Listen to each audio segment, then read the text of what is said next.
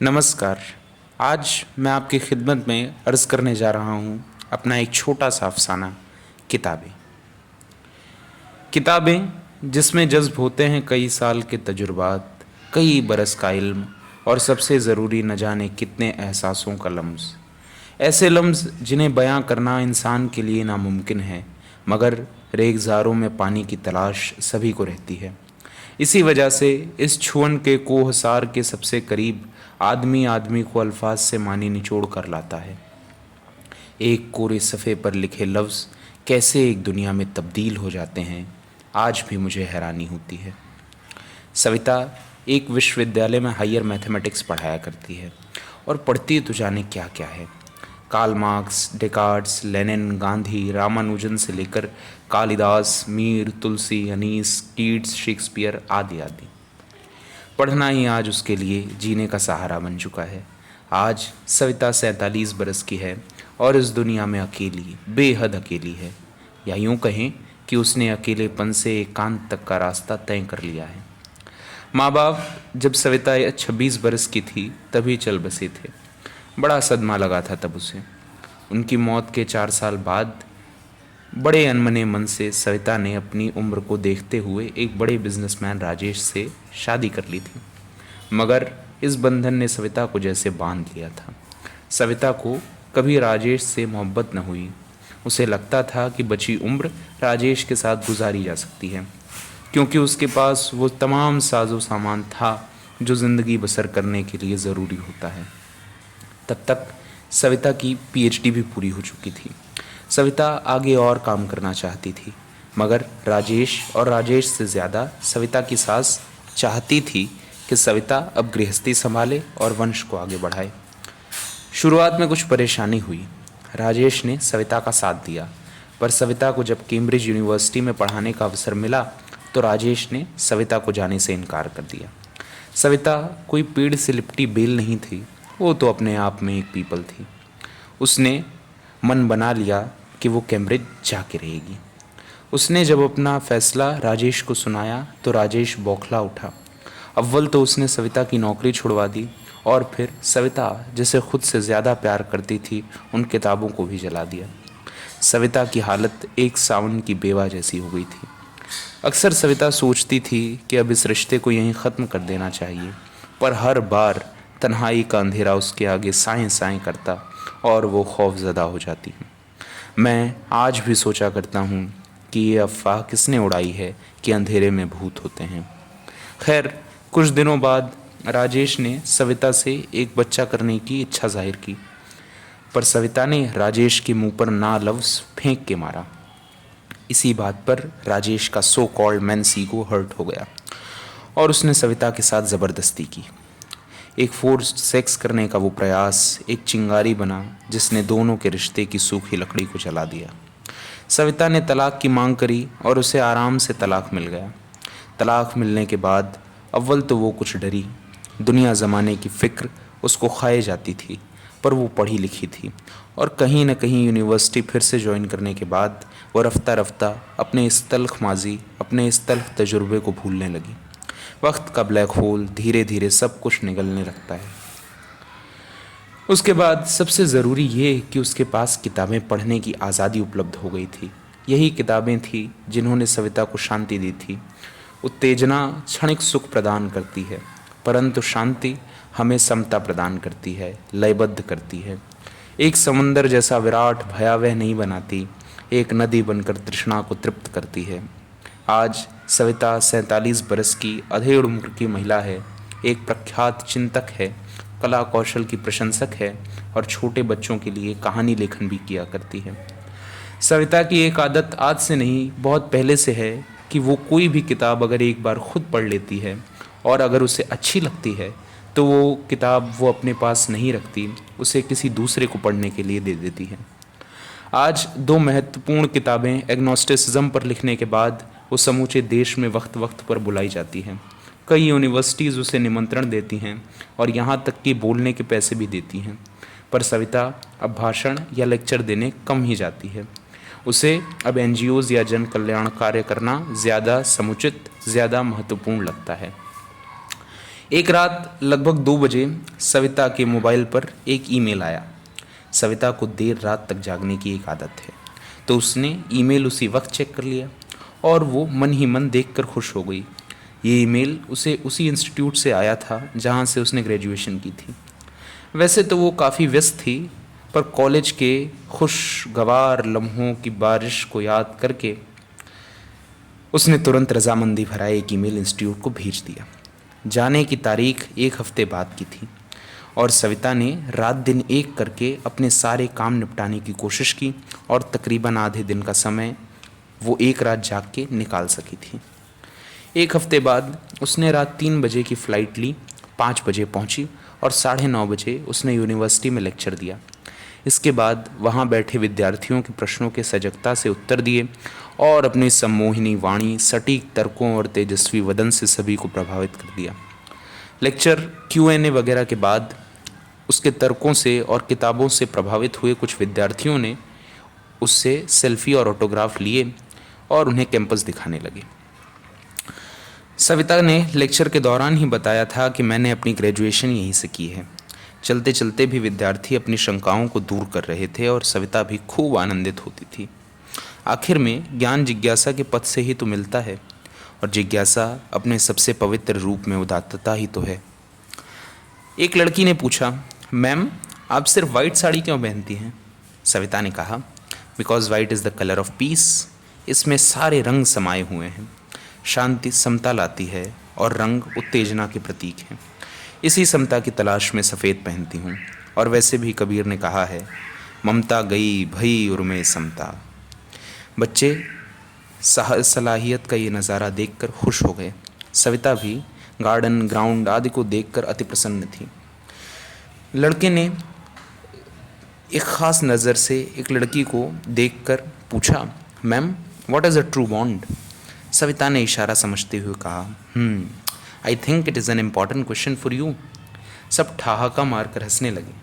लड़का लड़की को देखकर मुस्कुराने लगा और लड़की भी हल्के से लजाते हुए मुस्कुराने लगी। फिर लड़के ने बड़ी शालीनता से कहा, yes ma'am, it is an important question for the whole mankind, please answer it. Savita ने एक सुकून ज़दा मुस्कान के साथ कहा, बेटा, a true bondage is a surrender that sets us free. बंधन एक ऐसा समर्पण है जो हमें आज़ाद कर दे। सब लोग सविता का मुंह तल्लीन होकर निहारने लगे। इतने में लाइब्रेरी आ गई। सविता अपनी पुरकशिश निगाहों से लाइब्रेरी के गोशे गोशे को निहारने लगी। उसे लगा जैसे वो किसी टाइम मशीन में बैठकर पीछे आ गई है। उसे किसी के सुध न रही। उसकी आंखों में अचानक से आंसू आ गए। सविता ने देखा, experiments with truth, annihilation of caste आज भी वहीं पड़ी है जहां आज से 29 साल पहले पड़ी थी। और उसने ये भी देखा, डिस्कवरी ऑफ इंडिया की जगह कुछ बदल गई है। बच्चे सविता को देखकर हैरान हो गए, पर किसी ने मौके की नज़ाकत को देखते हुए कुछ पूछा नहीं। सविता तकरीबन किताबों पर हाथ लगाते, शेल्फों को देखते हुए आधे घंटे तक लाइब्रेरी में ही रही। इसके बाद उसे जब भान हुआ कि अब वक्त कम रह गया है, तो वो लाइब्रेरी से बाहर निकल आई। इसके बाद एक लड़की ने सविता के कंधे पर हाथ रखते हुए पूछा, मैडम, लगता है आपकी लाइब्रेरी से जुड़ी हुई बहुत सी यादें हैं।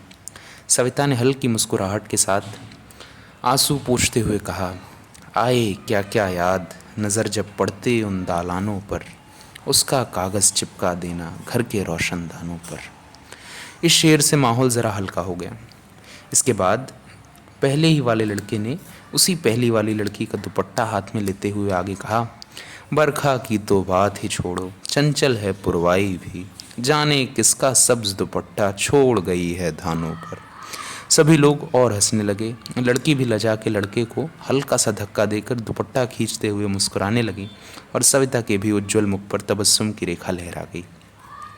इसके बाद सविता 3:30 बजे दोपहर की फ़्लाइट पकड़कर अपने शहर लौट आई। उसे अगले दिन बहुत सा काम था, पर जाने क्यों उसने अगले दिन छुट्टी ले ली।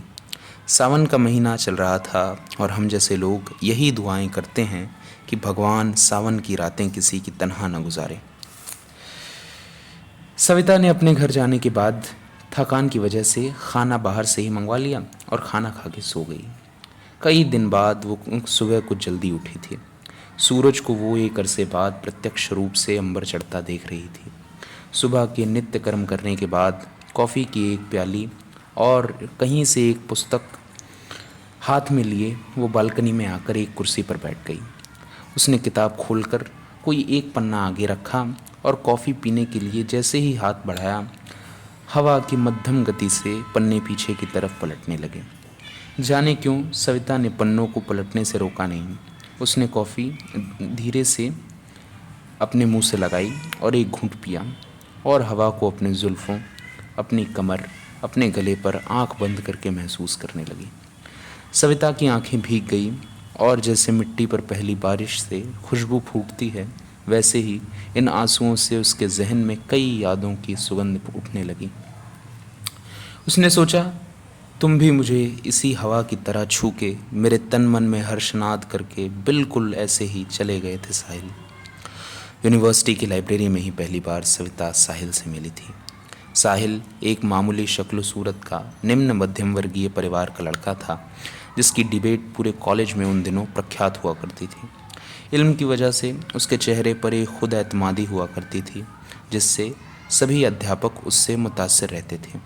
जनसत्ता में साहिल के लिखे कई आर्टिकल छपा करते थे। एक बार साहिल का शहर के एक अखबार में नाम आया था और कई लोगों ने उसे बधाई दी थी। सविता लाइब्रेरी में किसी काम से आई थी और साहिल भी वहीं पर था, तो अचानक सविता को याद आया कि ये वही लड़का है जिसका पेपर में नाम आया है। सविता ने हर्षित स्वर में कहा, कॉन्ग्रेचुलेशन साहिल, तुम्हारा पेपर में नाम आया है, मैं भी तुम्हारी क्लास में हूँ। साहिल को लोगों से बहुत बात करने की आदत भी नहीं थी। ऐसा नहीं था कि उसके दोस्त नहीं थे, पर वो एक ऐसा दोस्त नहीं था जो सामने वाले के साथ खुद भी तबाह हो जाए। उसने बिल्कुल फॉर्मेलिटी के भाव से कहा, शुक्रिया, ये जान के अच्छा लगा कि इस इंस्टीट्यूट में कोई लाइब्रेरी भी आता है। सविता भी हल्के से मुस्कुरा के आगे चल दी। कुछ दिनों बाद सविता को लाइब्रेरी फिर से कुछ काम से जाना था।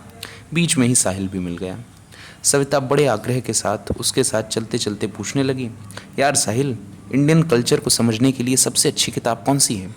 साहिल सिर नीचे कर आगे तेज़ चलने लगा। सविता को लगा कि शायद ये मुझे इग्नोर कर रहा है। सविता क्षोभित होकर लाइब्रेरी में जाकर बैठ गई। तभी वहाँ साहिल लाइब्रेरी से निकलते निकलते सविता की टेबल पर एक किताब रख गया। सविता ने रखने की आवाज़ सुनी और ऊपर देखा तो साहिल मुस्कुराता हुआ बाएं का इशारा करते हुए बाहर जा रहा था। सविता अचंभित रह गई। बाएं तो न कर सकी, पर हल्की सी मुस्कुरा दी। बाद में उसने किताब देखी तो वो नेहरू की लिखी डिस्कवरी ऑफ इंडिया ही थी। साहिल लेक्चर्स कम लेता था और लाइब्रेरी में ही उसका बेशतर वक्त गुजरा करता था। धीरे धीरे वक्त बीतता गया और जैसे किसी किताब की इब्तिदा हमें तंग लग सकती है, पर जैसे जैसे वो खुलती है हमें उसमें रस आने लगता है, वैसे ही दोनों एक दूसरे के आगे खुलने लगे। साहिल कोई भी नई किताब पढ़ता था तो सविता को अगले दिन तुरंत ला कर देता था और यही नतीजा था कि सविता को अपने सब्जेक्ट से इतर साहित्य, दर्शन शास्त्र और सामाजिक शास्त्र जैसे विषयों में आहिस्ता आहिस्ता रस आने लगा था। एक रोज़ साहिल शास्त्रीय संगीत समारोह की 2 टिकटें कहीं से लेकर आया और उसने सविता से कहा, आज शाम को 7 बजे का शो है। सविता ने हिचकिचाते हुए कहा, अच्छा ऐसा है। साहिल, तुम आओगी ना? सविता, पर तुम्हें मुझे घर छोड़ना पड़ेगा। साहिल, अच्छा ठीक है, छोड़ दूंगा। दोनों ने समारोह में संगीत सुना और हॉल से बाहर निकले। हॉल से बाहर निकलने के बाद मेट्रो स्टेशन कुछ दूर होने की वजह से कुछ दूर चलना था, सो दोनों चलने लगे। सावन की उस रात बारिश आने लगी और किसी जगह सिर छुपाने के बजाय दोनों खुशी से बारिश में ही चलने लगे। इस बारिश में सविता के भीगते हुए बाल किसी झरने के मानिंद खूबसूरत लग रहे थे। ऐसा लग रहा था जैसे बारिश ने सविता के हुस्न का जमाल और भी निखार दिया हो। साहिल चलते चलते बस गौर से उसके रुखसार को देख रहा था। मेट्रो स्टेशन करीब आते आते सविता ने साहिल से कहा, तुम एक काम करो साहिल, अपने ही घर चले जाओ, मैं चली जाऊंगी, और वैसे भी काफ़ी रात हो चुकी है, तुम्हें भी घर पहुंचते पहुंचते देर हो जाएगी। साहिल, पक्का? सविता, हाँ हाँ एकदम पक्का। दोनों अपनी अपनी टिकट लेकर प्लेटफॉर्म पर चले गए। सविता बक्कल मुंह में दबाए बाल सूखा बना रही थी और साहिल टकटकी बांधे सविता को देखे जा रहा था। जब सविता ने देखा कि साहिल उसे देखे जा रहा है तो वो एक अदा के साथ चलती चलती साहिल के पास आई और उसके बगल में बैठ गई। सविता साहिल का हाथ अपने हाथ में लेते हुए कहती है, एक रूमानियत ज़दा अंदाज से, मेरे साथ ज़िंदगी बसर करोगे? साहिल सविता का हाथ चूमते हुए कहता है, सविता मेरी ट्रेन आ गई है, मैं जा रहा हूँ, बाय बाय। साहिल ट्रेन में चढ़ जाता है। उस रात के बाद कभी भी सविता ने साहिल से ऐसी कोई बात नहीं की। दोनों में से किसी ने एक दूसरे से ऐसा कभी नहीं कहा कि मेरे साथ ज़िंदगी बसर करोगे। दोनों में एक रिश्ता था जिससे साहिल ने भी बहुत कुछ सीखा और सविता ने भी बहुत कुछ सीखा। इसी रिश्ते ने सविता में एक तजस्सुस, एक क्यूरियोसिटी पैदा करी थी जो आगे चलकर अव्वल तो उसकी शोहरत में बदली और फिर इज़्ज़त में। यही जिज्ञासा ने आगे चलकर उसे दुनिया के ढर्रों से आज़ाद कर दिया। और वैसे भी एक सच्चा रिश्ता क्या है? अ true bondage is surrender that sets us free. Savita ने आंखें खोली और हल्की हल्की बारिश के चलते वो किताब, कॉफ़ी और कुर्सी तीनों घर के भी अंदर लेकर चली गई। शुक्रिया।